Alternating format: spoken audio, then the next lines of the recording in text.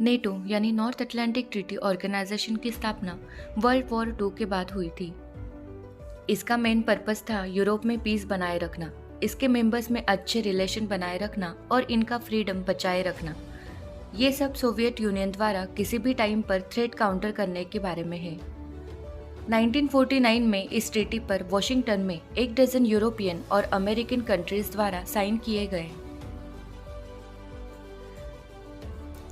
इसके वजह से इन अलाइज को डेमोक्रेसी यानी लोकतंत्र, इंडिविजुअल लिबर्टी और रूल ऑफ लॉ यानी कानून के शासन के साथ साथ इनके बीच जो डिस्प्यूट्स है उनके पीसफुल रिजोल्यूशंस के लिए कमिट यानी प्रतिबद्ध करता है।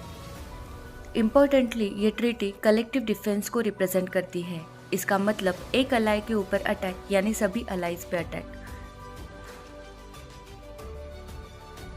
नेटो इंश्योर करता है कि उसकी यूरोपियन कंट्री मेंबर्स की सुरक्षा उसके नॉर्थ अमेरिकन कंट्री मेंबर्स से इनसेपरेबली लिंक्ड है। ये ऑर्गेनाइजेशन पूरे अटलांटिक में एक यूनिक प्लेटफॉर्म भी प्रोवाइड करती है कन्वर्सेशन और कॉर्पोरेशन के लिए। नेटो अलायंस 12 मेंबर कंट्रीज के साथ शुरू हुई थी 1949 में। हालांकि इस ट्रीटी ने एग्जिस्टिंग मेंबर्स के एग्रीमेंट पर बाकी यूरोपियन मेंबर्स को शामिल होने के लिए अलाउ किया। किसी भी प्रोस्पेक्टिव मेंबर को नेटो के कोर वैल्यूज़ को शेयर करना चाहिए और यूरो अटलांटिक एरिया में सिक्योरिटी के लिए कैपेसिटी और विल पावर होनी चाहिए। आज नेटो के 30 मेंबर्स हैं जो साथ में स्ट्रॉन्गर और सेफर है। 7 डिकेड से नेटो ने अपनी टेरिटोरी में पीस बनाए रखी, जबकि थ्रेट्स और उनसे निपटने के लिए नेटो टाइम के साथ इवॉल्व हुए हैं, पर ट्रीटी के पर्पस, वैल्यूज़ और फाउंडिंग प्रिंसिपल्स नहीं बदलते हैं।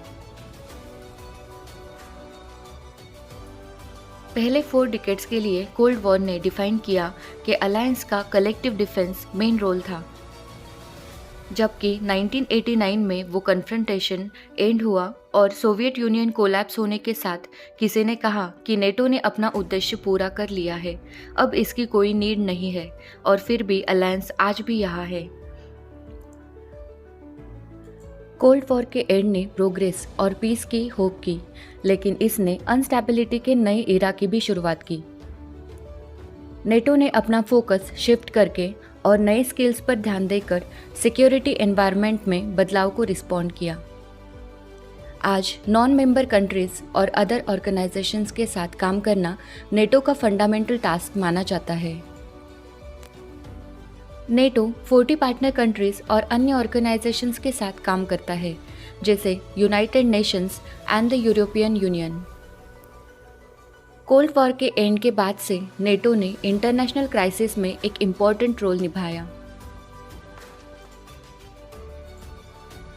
हम मास डिस्ट्रक्शन वेपन्स की spreading, cyber attacks, energy supplies के थ्रेट्स और सिक्योरिटी एम्प्लॉइज के साथ एनवायरमेंटल चैलेंजेस का भी सामना कर रहे हैं।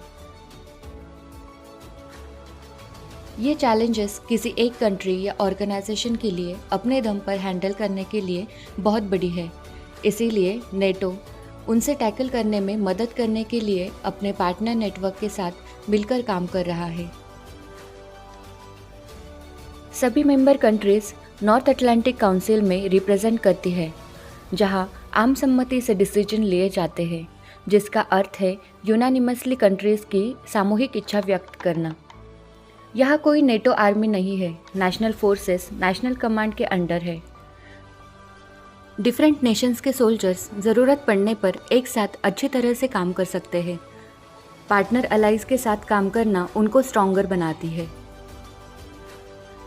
जब इमरजेंसी का टाइम आता है तो नेटो के ऑपरेशंस और एक्सरसाइज के लिए अलाइड नेशंस अपनी आर्मी, इक्विपमेंट या अन्य कैपेबिलिटीज़ को खुद की इच्छा से देते हैं। I hope you have liked this information and video. Please share and subscribe. Thank you.